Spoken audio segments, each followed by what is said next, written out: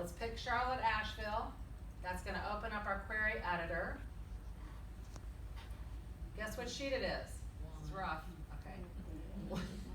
We're going to click on edit.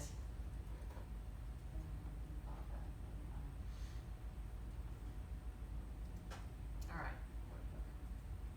Now this is the fourth time you've done this. The first thing that I do, because it kind of works easier doing it in these steps, the first thing I do is look to see if I see the word null. The word null means what? Blank. Okay, and so now the very first thing I can do is go to remove the blank rows. Then I look to see if I have correct column headings, and I don't. So I can say, use first row as column headers.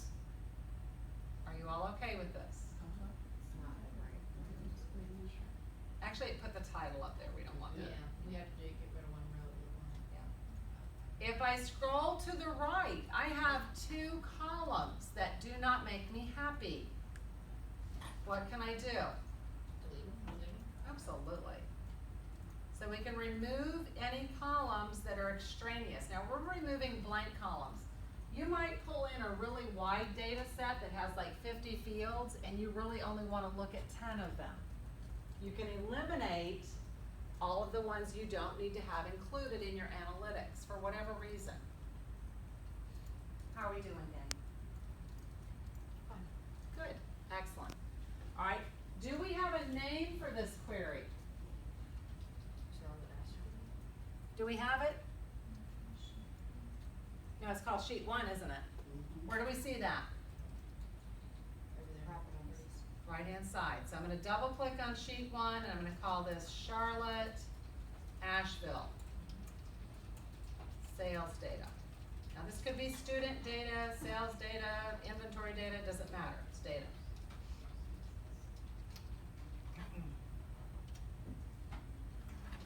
On the left hand side of my window, I'm opening up the little queries area so that you can see the 4 queries that you have access to. Can you all see this now?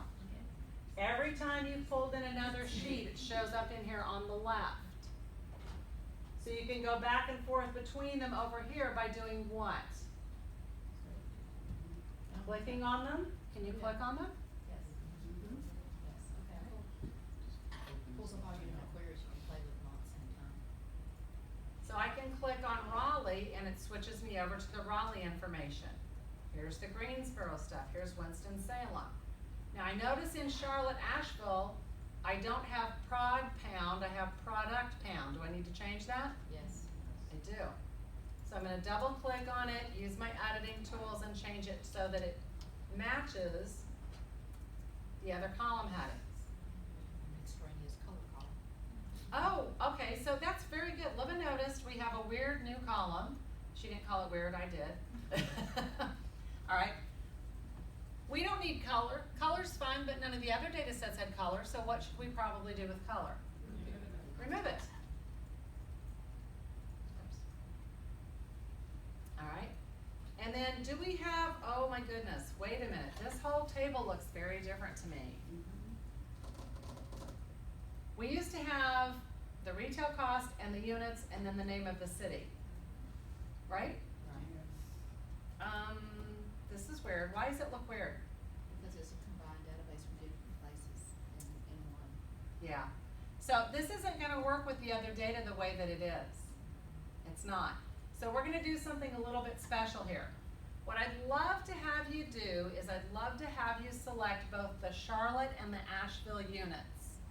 How do you do that? Control. So if I click on one, I can hold down Control and click on the other one? Yep. Very good. Then I'm going to have you go up to your ribbon and I want you to find the Transform tab. Does everybody have that? Yes. Okay. On the Transform tab, about halfway across, hopefully you can find something called Unpivot Columns. Do y'all have that? Okay. Go to the drop down arrow and select Unpivot Columns again.